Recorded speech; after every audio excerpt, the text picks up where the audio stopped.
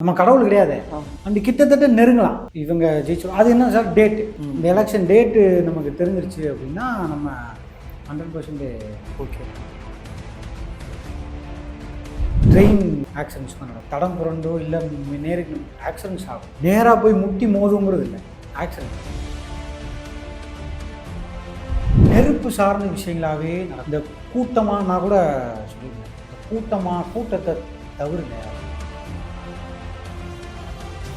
நெருப்பு சார்ந்த விஷயங்களா இந்த 2 அக்னி கிரகம் போய் மாட்டோம். வாகனம் திடீர்னு பற்றிட்டு எரியா இருந்தாங்க. இப்போ இதுலேருந்து நம்ம மீளணும், எனக்கு இந்த நெகட்டிவிட்டி எனக்கு டச் ஆகக்கூடாது, நான் பாசிட்டிவாக இருக்கணும் அப்படின்னா நான் என்ன பண்ணலாம்? தான் சார் லட்சுமி நரசிம்மர் இந்த வருஷம் ஃபுல்லாக, ஏன்னா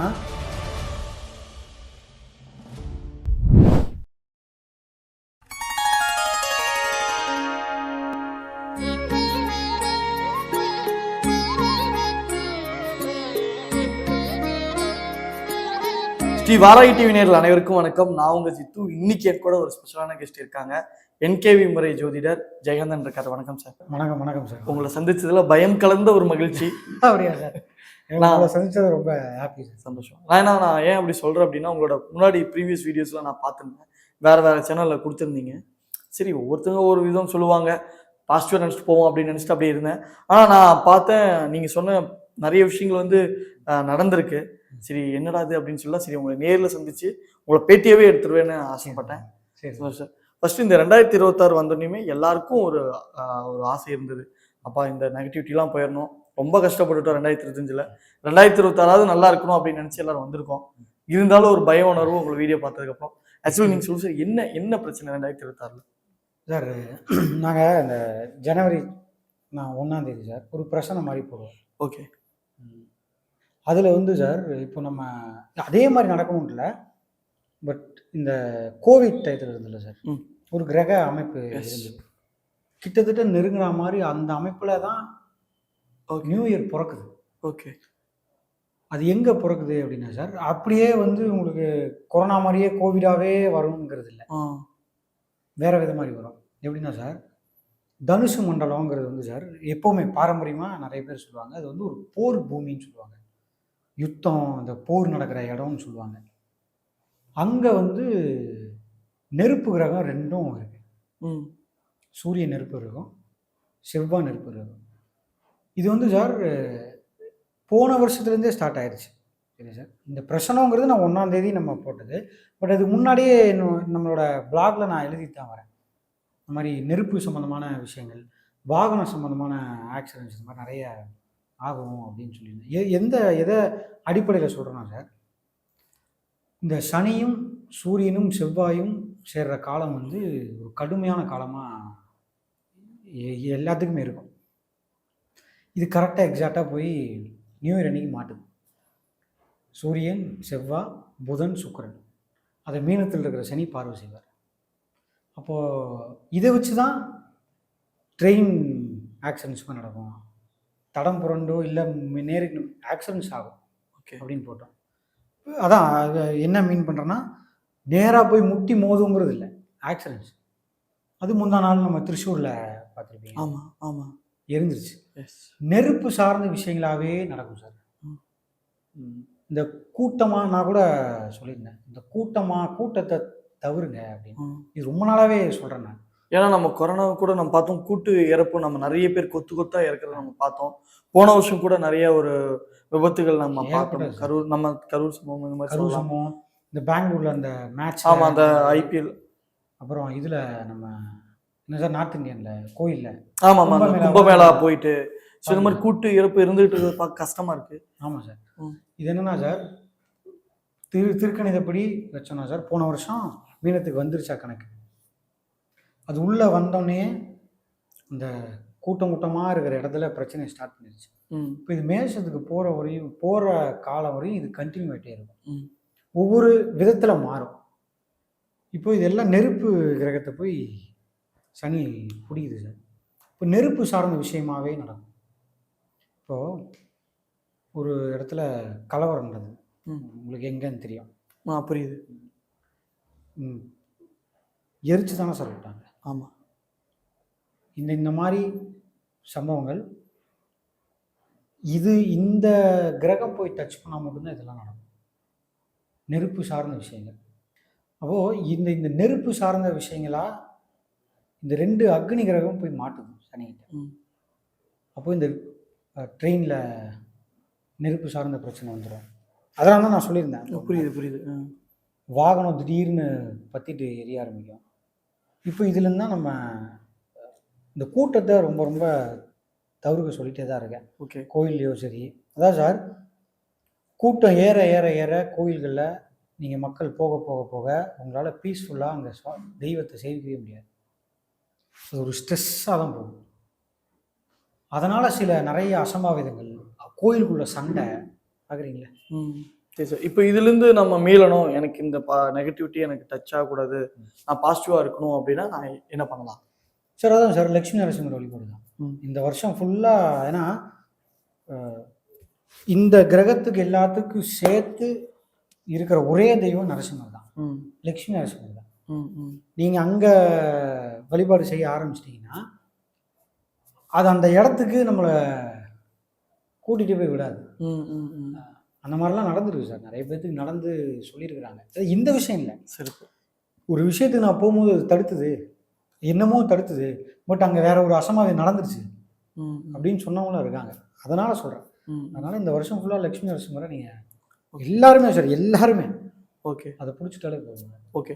இப்போ நீங்கள் சொன்னீங்க இப்போ ஒருத்தரோட லக்னத்தை வச்சு என்னால் இது பண்ண முடியும் அப்படின்னு. ஆனால் இப்போ இந்தியா லெவல்லையும் இப்போ தமிழக அளவுலையும் இந்த மாதிரி நடக்குது. எப்படி கணிக்கிறீங்க? எதை வச்சு கணிக்கிறீங்க அப்படின்னு ஒரு கேள்வி வருது இல்லை சார்? இது சார் முண்டைன் அஸ்ட்ராலஜின்னு ஐயா அவங்க கிரியேட் பண்ணியிருக்கிறார். அதாவது சும்மா எக்ஸாம்பிள் சொல்லப்போனால் தமிழ்நாடை வச்சு சொல்கிறேன், வேர்ல்டுக்கு இது அப்ளிகபிள் தான். மீனம் சார் மதுரை, ரிஷபம் சென்னை, கன்னி மண்டலம் கன்னியாகுமரி நெல்லை மாவட்டங்கள், தனுசு மண்டலம் கோயம்புத்தூர்.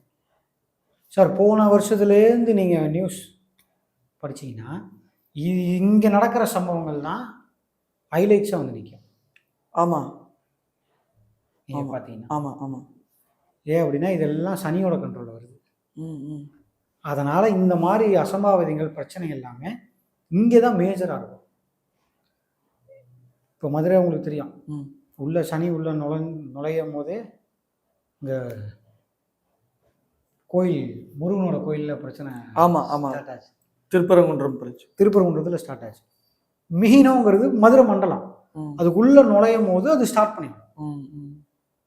கோயம்புத்தூரில் நீங்கள் எவ்வளோ மெயினான விஷயத்தை கேள்விப்பட்டிருக்கீங்க. ஆமாம் ஆமாம் ஆமாம், பார்த்தோம். Yes yes. கன்னி நெல்லை மாவட்டத்தில் என்னென்ன பிரச்சனை நடக்குது அப்படிங்கிறது நமக்கு பார்த்துருக்கோம். ஆமாம், இதை வச்சு தான் சார் ஐயா கிரியேட் பண்ணி கொடுத்துருக்குறாரு இந்த ராசி மண்டலம். அப்போது இது முண்டன் அஸ்ட்ராலஜி நான் எல்லா அஸ்ட்ராலஜருக்குமே தெரியும் சார். இப்போ இது வச்சு சொல்லும்போது எனக்கு ஒரு சந்தேகம் வருது சார். 2026 இந்த வருஷம் ரொம்ப மிக முக்கிய வருஷம், எலெக்ஷன் முக்கியமான எலெக்ஷன் சொல்கிறாங்க. ஸோ இப்படி பார்க்கும்போது எனக்கு இவங்க வின் பண்ணுறதுக்கு வாய்ப்புகள் இருக்குது, இல்லை அரசியல் நிலவரம் இப்படி இருக்குன்னு உங்களால் கணிக்க முடியுமா சார்? சொல்லலாம் சார் தாராளமாக. பட் அரசியல் நிலவரங்கிறது வச்சு சார் என்ன சொல்கிறதுனா, ஒரு பேர் வச்சு சொல்ல முடியும். ஏன்னா எல்லாத்தோட இண்டிவிஜுவல் ஜாதகம் நம்மக்கிட்ட இல்லை, வராது. ஏன்னா நிறைய ஆன்லைன்லாம் அது தப்பாக கூட இருக்கும். ஆமாம், ஏதோ டைம் கொடுப்பாங்க. பேர் வச்சு சொல்லலாம். நீங்கள் சொல்கிறோம் பேர் வச்சு சொல்லலாம், பாசிபிள் தான் சார். என்னென்னா ஒரு எலெக்ஷன் டேட்டுங்கிறது ரொம்ப ரொம்ப இம்பார்ட்டன்ட் வசந்தனையா சொல்லுவார். எப்போ ஓட் போடுறோம் அதை எதை வச்சு சொல்கிறோன்னா சார், இன்னைக்கு இருக்கிற மனநிலை நமக்கு அடுத்த வாரம் இருக்குமாங்கிற கேள்வி. உண்மைதான். நாளைக்கு இருக்குமாங்கிறதே டவுட்டு தான். ஆமாம். அப்போது நம்ம ஒருத்தருக்கு சப்போர்ட் பண்ணிகிட்டே வரோம், திடீர்னு அந்த ஒரு மாதத்துக்குள்ளே ஏடா கூடாமல் ஏதாவது பண்ணிடுறாரு, நமக்கு டவுன் ஆகும். இவரை நம்ம என்னமோ நினச்சோம், என்ன அவர் இப்படி பண்ணுறாரு, இவர் நம்ம ஓட்டு போடணுமா அப்படின்னு ஒரு கொஸ்டின் மார்க் வந்துடும்ல. அதனால் அந்த டேட் ரொம்ப ரொம்ப இம்பார்ட்டன்ட். அது ஒரு டிசைட் பண்ணோம். பட் அந்த டேட் எனக்கு தெரியல, இன்னும் அனௌன்ஸ்மெண்ட் பண்ணலை. பட் அது இல்லாமல் பேர் வச்சு நம்ம டிஎம்கே நம்ம முதலமைச்சர் ஸ்டாலின் ஐயா பேரை வச்சு தான். எஸ், அவரோட பேரை வச்சு பார்த்தா சனி போய் அவரோட பேரில் தான் நிற்க போகுது. அதனால் இப்போ அவருக்கு கொஞ்சம் சரியில்லாத டைம் தான். ம். டிஎம்கே, அதாவது ஐயாக்கு, நம்ம முதலமைச்சர் ஐயாவுக்கு சரியில்லாத டைம் தான், ஒரு கேள்விக்குறி தான், பேரை வச்சு மட்டும். அண்ணா திராவிட முன்னேற்ற கழகம் எடப்பாடியார். சார் பழனிசாமி ஐயாவுக்கும் சார் இதெல்லாம் என்ன வேணால் மிராக்கிள் நடக்கும். எஸ். அவங்க ஜாதகம் ரொம்ப பவர்ஃபுல்லாக இருக்குது அப்படின்னா திடீர்னு பயங்கரமான ரேஸுக்குள்ளே பழனிசாமி ஐயா வந்துடுவார். பட் அவரோட பேர் இருக்கு இல்லையா, அவரோட பேருக்கும் இப்போ தான் அந்த சனியும் செவ்வாயும் பழனிசாமி ஐயாங்கிறது வந்து சனியும் செவ்வாயும் உண்டான பேர். அதை கொஞ்சம் ரிலாக்ஸ் பண்ணுது. அவரோட இண்டிவிஜுவல் ஜாதகம் சூப்பராக இருந்தது அப்படின்னா கம்மிங் அப் டேஸில் அவர் டக்குன்னு ரேஸ்குள்ளே வந்துடுவார். வர்றதுக்கு நிறைய சான்ஸ் இருக்குது. ஓகே, அடுத்து நாம் தமிழர் கட்சியிலேருந்து சீமான் அவர். சார் சீமானது ஒரு கிரகம், அவர் பேர் கொடுக்கும் சார். அந்த இதுக்குள்ளே தான் சனி உள்ள இருக்கு. அதனால் கொஞ்சம் அவருக்கு டஃப்பாக இருக்கும் சார், பெரிய டஃப்பாக இருக்கும். அதனால் அவர் இண்டிவிஜுவல் ஜாதகம் எனக்கு தெரியல, நான் பேருக்கு வச்சு சொல்கிறேன். அவரும் கொஞ்சம் டஃப் தான் சார். அவர் எல்லாரும் எதிர்பார்த்துட்டு இருக்க முதல் முறை போட்டியிடுற தமிழக வெற்றி கழகத்திலிருந்து விஜய் அவர்கள். சார் இது நான் வந்து நிறைய பேர் பார்த்துட்டு சொன்னாங்க, இந்த விஜய் சப்போர்ட்டரா அப்படின்னு கேட்டாங்க. ஆக்சுவலாக நம்ம விஜய் சார் சப்போர்ட்டுங்கிறது இல்லை சார். இது வந்து எங்களோட ஒரு ஆய்வு. முன்னாடி எப்படி இவங்க சிஎம் ஆனாங்க, இந்த பேரில் இருக்கிறவங்க ஏன் ஆகாமல் இருந்தாங்க, நல்லா பவர்ஃபுல்லாக இருந்தாங்க. இப்போது நமக்கு தெரியும் சார், விஜயகாந்த் சாருக்கு அவ்வளோ சப்போர்ட் இருக்கு. ஏன் அவரால் ஆக முடியல, என்ன கிரக சூழ்நிலைனால அவங்க, ஒரு ஆய்வு தான். தவிர இவங்களுக்குன்னு நான் சப்போர்ட்டர்லாம் கிடையாது. விஜய் சாருக்கு ஸ்டில் இன்னைக்கு இப்போ நம்ம பேசுகிற டைம் வரையுமே சார் விஜய் சாருக்கு பயங்கர பவர்ஃபுல்லாக இருக்குது. அவரோட பேருக்கு பயங்கர பவர்ஃபுல்லாக இருக்குது. ஏன்னா சார் இப்போது ஒரு இவங்களுக்கு ஆகாது நம்ம எதை வச்சு சார் சொல்கிறோம், கிரகத்தை வச்சு சொல்கிறோம். இந்த கிரகம் போய் இவங்க பேர்லலாம் இப்போ பிடிக்குது, இப்போ பார்க்க ஆரம்பிக்குது. அதனால் நம்ம சொல்கிறோம் டஃப்பு, அவங்களுக்கு வர்றதுக்கு டஃப்புன்னு சொல்கிறோம். இவரோட பேருக்கு அவ்வளோ பாசிட்டிவாக இருக்குது. கிரகம் சூழ்நிலை வந்து அந்த பேருக்கு அவ்வளோ பவர்ஃபுல்லாக இருக்குது இவர் விஜய் சாருக்கு. அண்ட் விஜய் சாரோட ஜாதகம் தப்பாக என்னன்னு எனக்கு தெரியல.